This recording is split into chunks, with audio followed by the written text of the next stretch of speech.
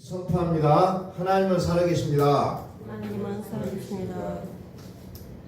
자, 오늘 말씀 보니까 제자들이 안디옥에서 비로소 뭐라고 불렀어요?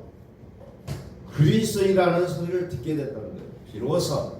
그동안에 그 전까지는 그리스도이라는 말을 하지 않았다는 거예요.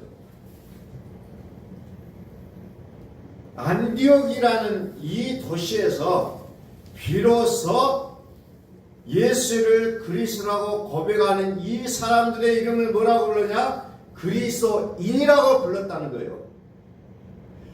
저 사람은 그리스도이라고 말해줬다는 거죠. 자, 여기서 우리가 유심히 봐야 될 것은 예수를 그리스도라고 고백하는 이들이 나 예수 믿는 사람이라고 말하는 것이 아니었고, 이들이 모여서 예배하고 예수를 그리스도라고 가르치고 그들이 하는 모든 행동들을 보고서 사람들이 뭐라고 하냐? 아, 당신들이 그리스도인이라고 말해줬다는 거예요. 그런데 우리는 어때요? 내가 가서 어느 곳에 가서 나 예수 믿는 사람이다 라고 말해야 사람들이 교회 다니니까 라고 이제 알게 되잖아요. 그런데 초대교회는 그렇지 않았다는 거죠. 그들이 움직이면 그리스도인이라는 것을 다른 사람들이 알아줬다는 겁니다. 이게 지금 우리의 모습과 초대교회 모습의 다른 점이라는 거죠. 오늘날 안타까운 건 뭡니까? 어떤 사람을 만나서 얘기하고 맨날 며칠 같이 지내도 정말 예수 믿는 사람이 잘 몰라요. 그러다가 어떤 얘기 끝에 내가 교회 다닙니다. 나 예수 믿는 사람이다 말했을 때 그분이 감동을 받고 그래 나도 교회를 다니고 싶다라고 말을 하는 건지, 아니면 당신이 믿는 예수 나 안 믿어 라고 반응을 하고 있는지 우리는 이것도 점검해 봐야 된다.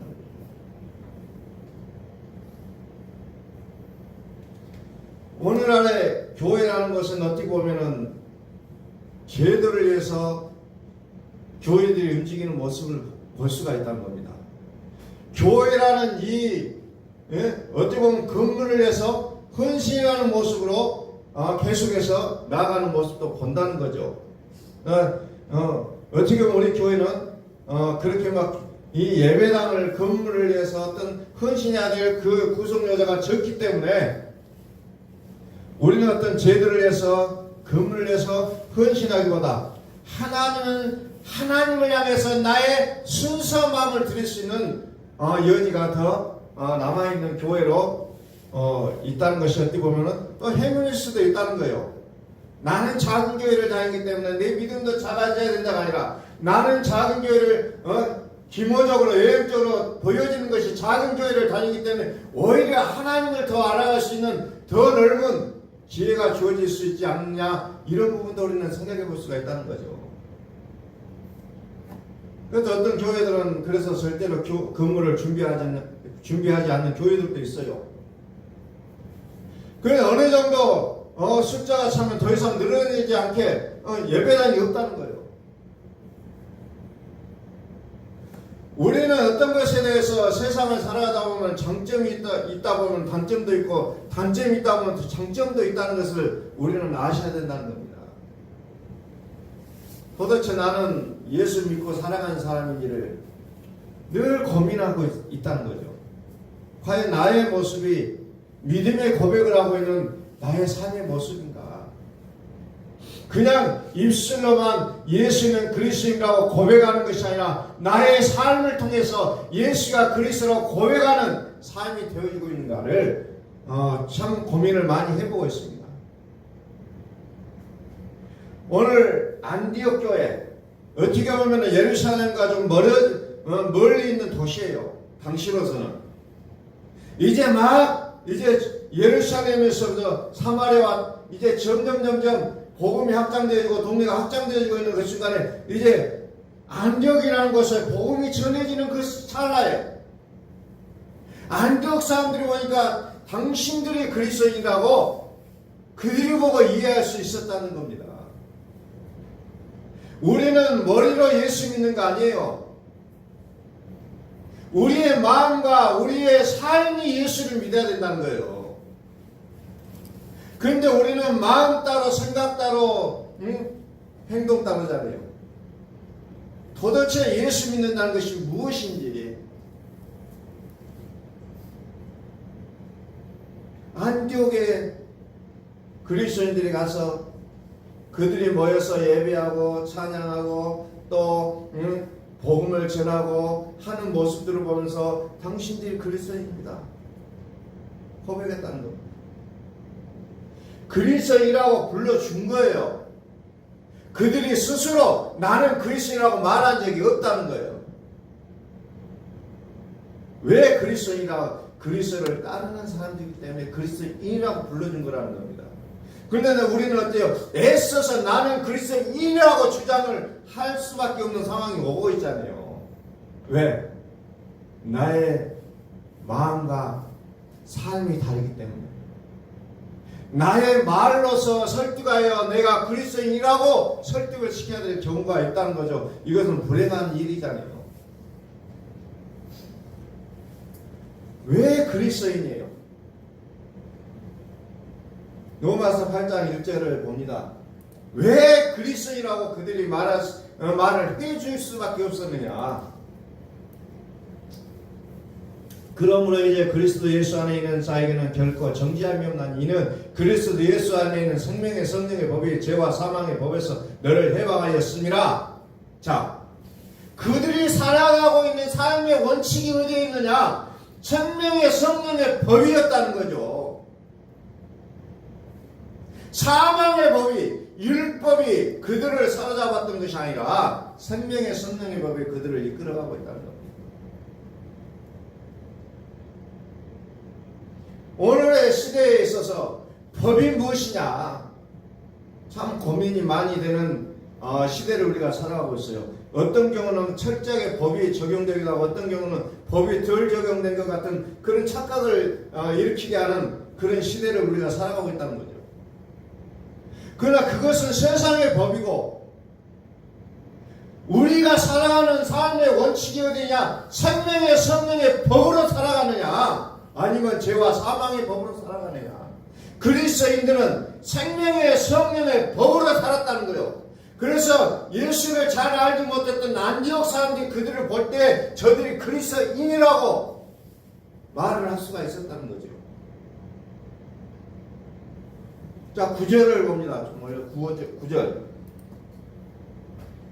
9절에 보니까 만일 너희 속에 하나님의 영이 거하시면 너희가 육신에 있지 아니하고 영에 있나니 누구든지 그리스도의 영이 없으면 그리스도의 사람이 아니라.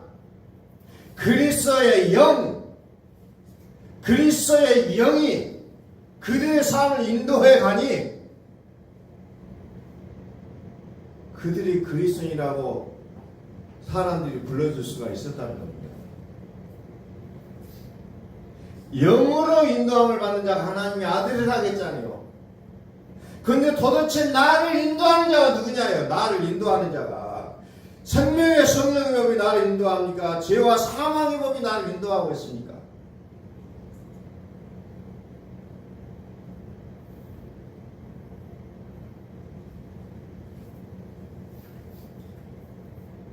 그리스도 예수를 죽은 자 가운데서 살리시니가 너희 안에 거하시는 그의 영으로 말미암아 너희 죽은 몸도 살리시니. 도대체 나를 이끌어 가시는 분이 누구예요? 생명의 성령법이 이끌어가고 있을까요?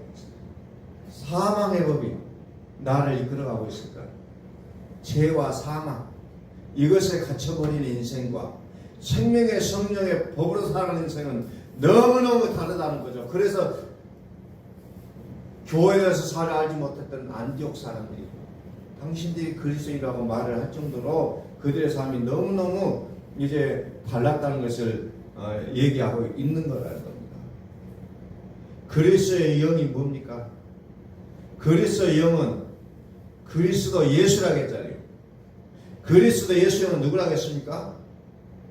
죽으실 뿐만 아니라 다시 살아나신 분.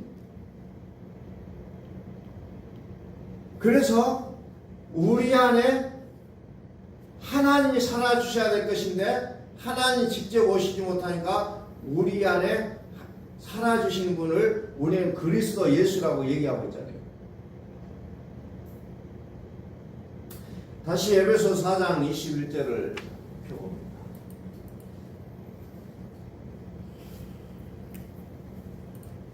도대체 나를 끌어가고 있는 그 주체가 누구냐? 라는 것을 우리는 더 깊게 살펴보실 수 있어야 되는 거죠. 진리가 예수 안에 있는 것 같이 너희가 참으로 그에게서 듣고 또한 그 안에서 가르침을 받을진데 진리가 예수 안에 있다 그랬잖아요.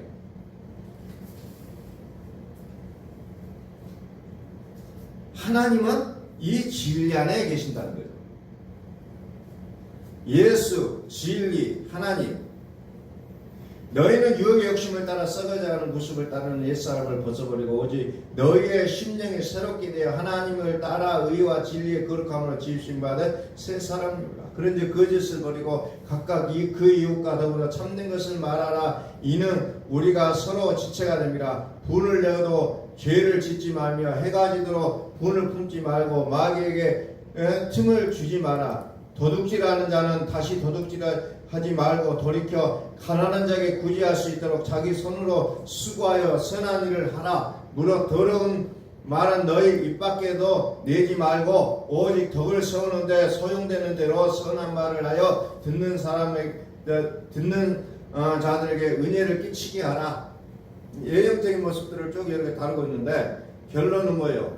내 속에 주인이 누구냐에 따라 나타나는 게 다른 거예요. 사망과 죽음의 법이 나를 붙잡고 있다면 우리 속에서 뭐가 납니까? 분이 나오고 죄를 짓게 되고 도둑질하게 되고 이런 것들이 나의 의심과 상관없이 나오게 되어 있다는 거예요. 나를 지배하고 있는 그분이 누구냐요? 그분이 진리가 예수 안에 있는 것 같이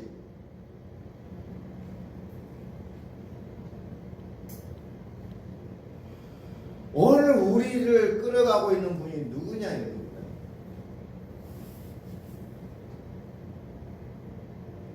그래서 사도 바울은 좀 전에 보셨다시피 그것을 생명의 성령의 법이냐 죄와 사망의 법이냐, 죄와 사망의 법이 나를 주장할 때는 내가 어떻게 해야 될지 고민만 하고 산다는 거예요. 내 몸이 결정을 못하고 끌려가게 되어 있다는 거죠. 내 생각과는 다르게 나는 다른 일을 하고 있다는 거예요. 이게 죄와 사망의 법이 우리를 주장하고 있기 때문에 그렇다는 거예요. 그러나 생명의 성령의 법이 나를 이끌어가기 시작하면 이제 내 속에서 죄와 상관없는 나의 모습으로 이제는 거듭날 수 있다는 것을 성경은 말씀하고 있다는 겁니다.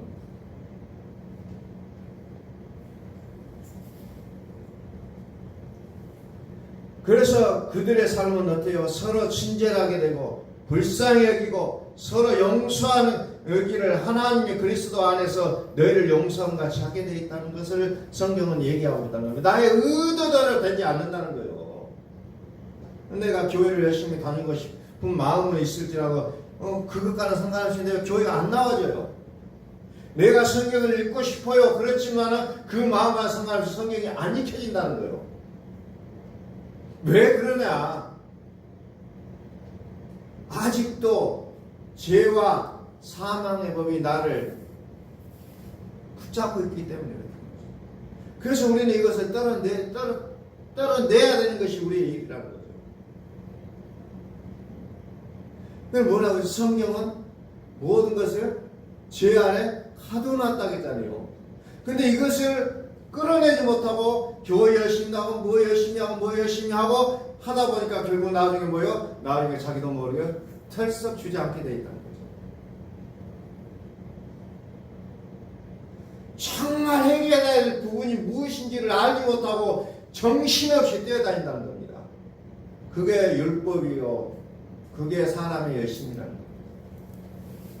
이것을 구분하실 수 있어야 된다는 거예요.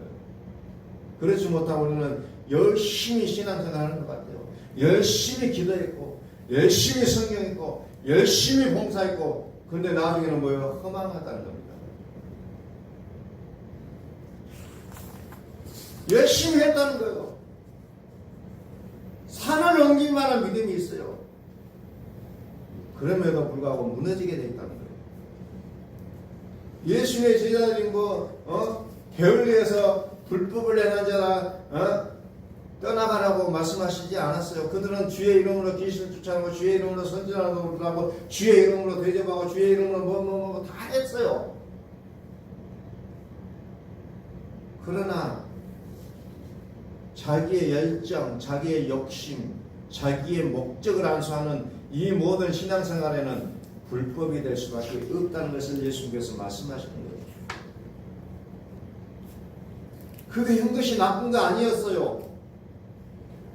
좋다 나쁘다를 얘기하는 거 아니에요. 과연 네가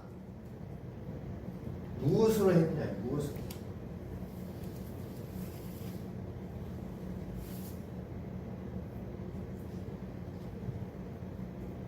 그 말씀을 이것들을 이제 이런 말씀들을 이제 계속 묵상하면서 우리의 삶이 어떤 삶이 될 것이냐.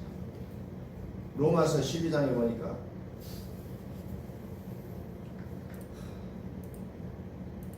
거룩한 산 제물로 드리라. 이는 너희가 드릴 영적 예배니라 라고 얘기합니다. 너희는 이 선을 본받지 말고 오직 마음을 새롭게 함으로 변을 받아 하나님의 선하시고 기뻐하시고 온전한 뜻이 무엇인지 분별하도록 하라. 너희 몸을 하나님이 기뻐하시는 거룩한 산 제물로 드리라. 그러면서 그것을 뭐라고 얘기하냐면은 3절에 내게 주신 은혜로 말미암아 너희 각 사람에게 말하니 마땅히 생각할 그 이상을 품지 말고 오직 하나님께서 각 사람에게 나누어 주신 믿음의 분량대로 지혜롭게 생각하라. 이게 모든 사람이 똑같은 일률적인 믿음의 생활을 하지 않는다는 거예요. 어떤 상태에 따라 하나님께서 각 사람에게 나누신 믿음의 분량대로 생각하고 산다는 거예요. 그런데 왜 저 사람은 저렇게 하지? 왜 저 사람은 이렇게 안 하지? 이 생각하지 말라는 거.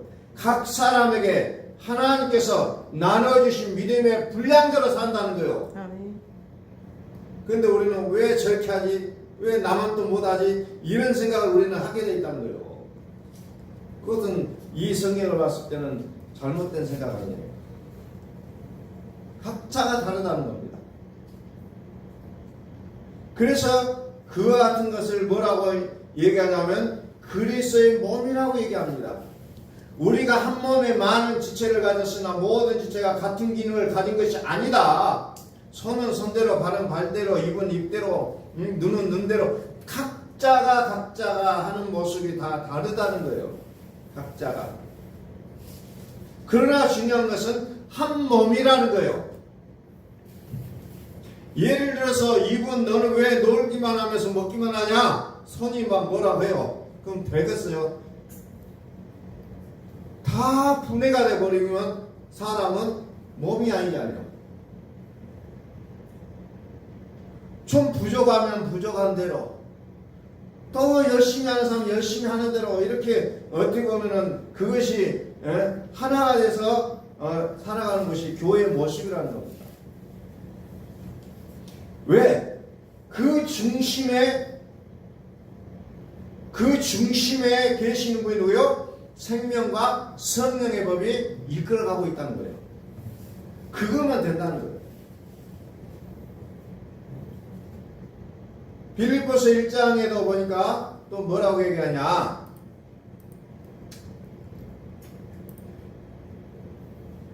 (20절) 나의 간절한 기대와 소망을 따라 아무 일에든지 부끄럽지 아니하고 지금도 전과 같이 온전히 담대하여 살든지 죽든지 내 몸에서 누가 존귀하게 됩니까? 그리스도가 존귀하게 되라는 거예요. 그리스도가 나의 영광을 위해서 살으라는 거 아니에요.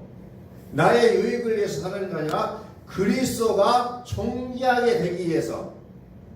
이것은 다른 말로 얘기하면 뭡니까? 하나님의 영광을 위하여 나의 자랑거리로 살아가는 것이 아니라는 겁니다. 근데 교회의 일을 하면서도 자기의 자랑으로 살아가는 사람들이 너무 많다는 거예요. 이것을 성경은 너무너무 이제 제재를 하고 있는 겁니다. 오직 너희는 그리스도의 복음에 합당하게 생각하라, 합당하게 생활하라. 이는 네가 너희에게 너희가 가보나 떠나 있으나 너희가 한 마음으로 서서 한 뜻으로 복음의 신앙을 위해 협력하는 것과 모든 일에서든지 대적하는 자들 때문에 두려워하지 아니하는 이 일을 듣고자 함이라. 이것이 그들에게는 멸망의 증거요 너희에게는 구원의 증거니 이는 하나님께로부터 난 것이라. 그래서 결국은 뭐예요? 나는 그리스도를 몸으로 살아야 된다는 거예요. 입으로만 생각으로만 토론할 때 어떤 그것에 대해서 굉장하게 막 피려가는 그것으로 살아가는 것이 아니라 그리스도를 몸으로 살아라는 거예요. 그리스도를. 나를 통해서 사람들이 봤을 때 그리스도를 보게 된다는 거죠. 안디옥 교회를 사람들이 봤을 때 그리스도인이라고 말했던 것처럼 내가 어느 곳에 가든지 사람들이 봤을 때 나를 그리스도인이라고 말해줄 수 있는 그 모습이 우리 속에 있어야 된다는 겁니다. 그리스도를 몸으로 살아야 됩니다. 그래서 우리는 먹든지 마시든지 무엇을 하든지 다 하나님의 영광을 위해서 살아가는 존재로서의 우리의 모습이 보여져야 된다는 겁니다. 그래서 고린도전서는 뭐라고 얘기합니까? 성령의 전이다 얘기잖아요. 너희 가운데 계신 성령의 전지를 알지 못하느냐?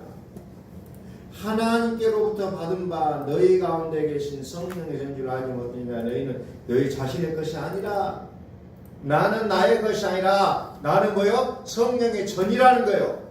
성령의 전이 뭐예요? 전능하신 이와 어린 양이 보이더라 그랬잖아요.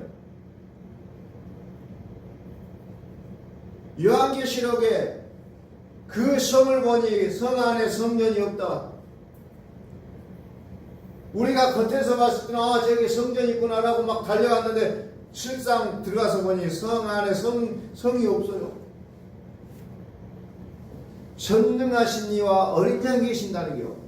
그게 바로 성전이라는 거예요. 너희 안에 너희는 성령의 전인 줄 알지 못하느냐? 너희가 성전이다. 다시 말해서 내 안에는 전능하신 이와 어린 양이 살고 계신다는 거예요. 이것을 가르쳐 성경은 뭐라고 하냐? 성전이라고 얘기하고 있다. 건물이 아니에요. 이것을 요한복음에서는 뭐라고 하니까? 너희가 내 안에 거하고 내 말이 너희 안에 거하면 무엇이든지 원하는 대로 구하라. 그리하면 이루리라 그랬잖아요. 너희가 내 안에 거하고 내 말이 너희 안에 거하고. 결국은 우리의 신앙의 목표는 뭐예요? 그냥 내가 열심히 하는 것을 만족하지 않고 하나님의 전이 되는 거예요. 말씀이 가고 하나님이 그 하시는 성전이 되라는 거죠. 그래서 나를 통해서 그리스도가 보여져야 되는 거예요. 다른 것이 보이면 안 돼요. 나를 통해서 그리스도가 보여져야 된다는 거예요. 나는 축복의 통로요, 그리스도의 사신이요, 그리스도의 편지요, 그리스도의 증인이라는 거죠.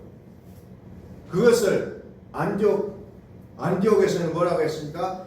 그리스도인이라고 불러줬다는 거예요. 그것을. 우리의 모습이 어떤 모습인가를 언제 잘 알 수 있느냐? 신명기 8장 2절 보니까 하나님께서 40년 동안 광야에서 어때요? 낮추시고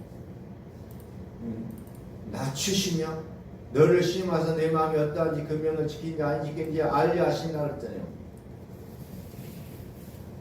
그 낮아지고 고난을 받고 고통을 받고 하는 순간에 나의 모습은 진짜 나오게 됐다는 거예요.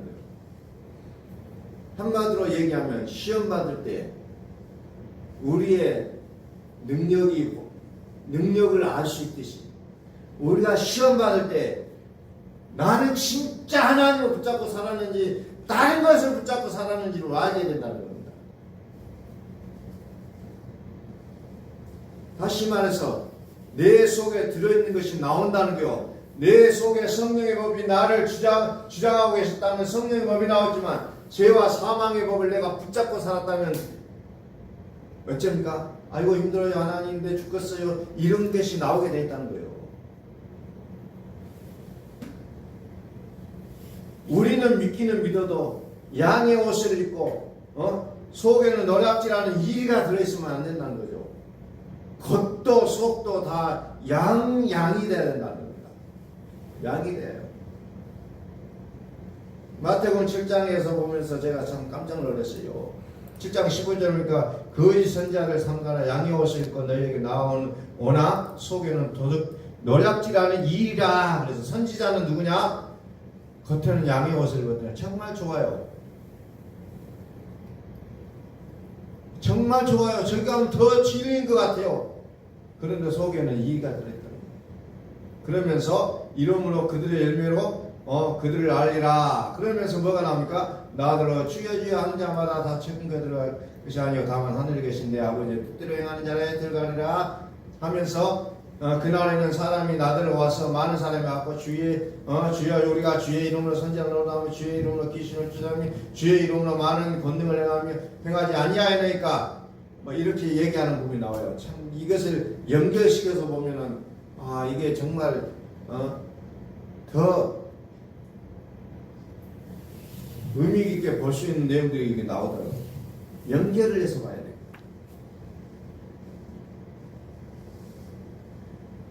정말 산을 옮길 만한 믿음이 있고 천사 같은 모습이 있을지라도 속에 이의가 들었으면 하나님 인정하시지 않겠다는 거예요. 그래서 23절에 뭐라고 합니까? 내가 너희를 도무지 알지 못하니 불법을 행하는 자들아 내게서 떠나가라.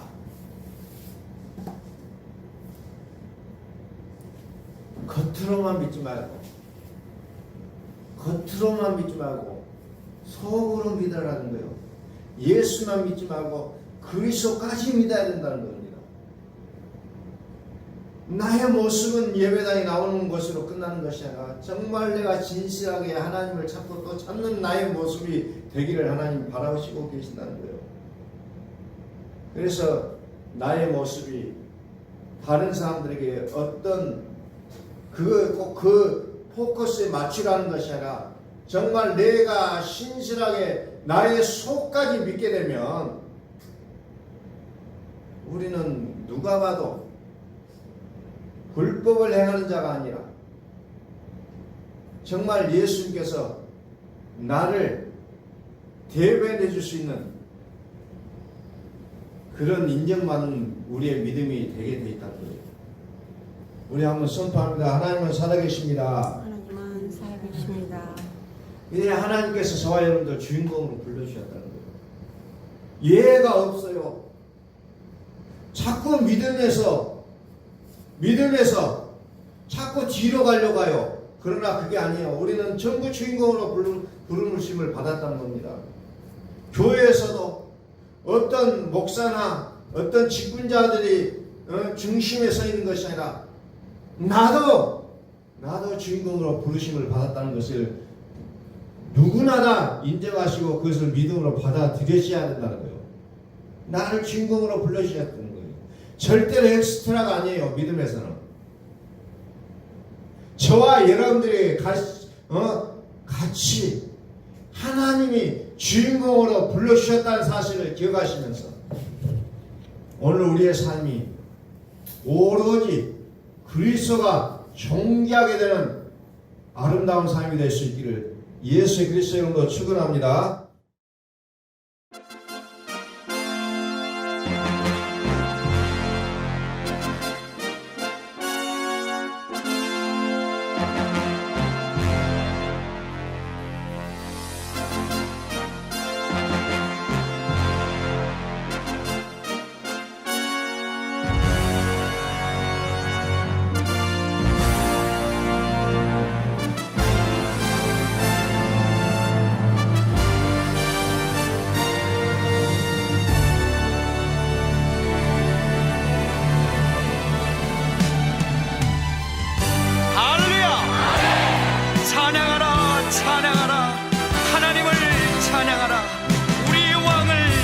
찬양하라.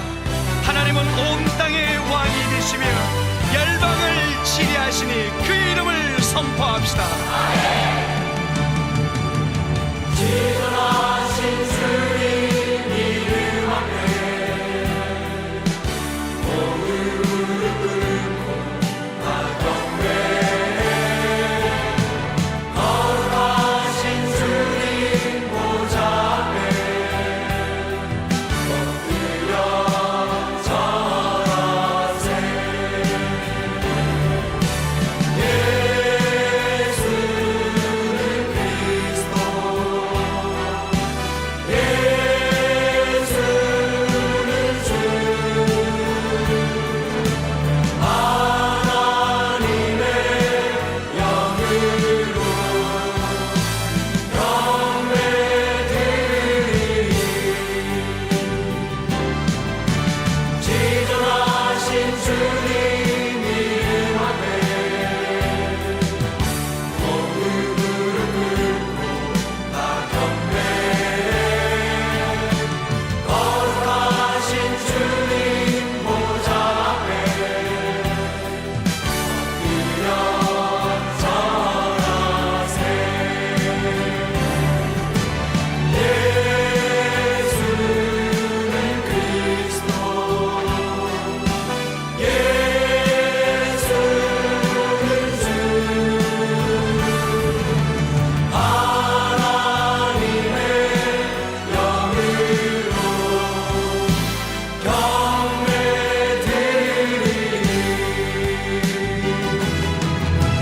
지존하신 주님 이름 앞에 모두 무릎 꿇고 다 경배해. 거룩하신 주님 보좌 앞에 엎드려 절하세. 예수는 그리스도, 예수는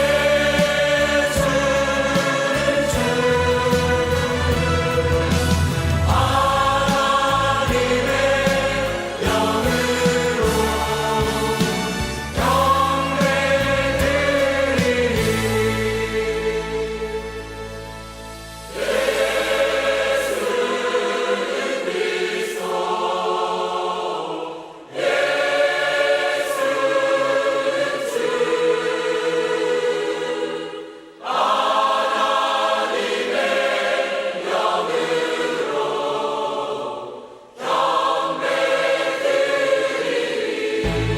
우리 모두 함께 예수 그리스도를 고백합시다. 예수는 그리스도, 살아계신 하나님.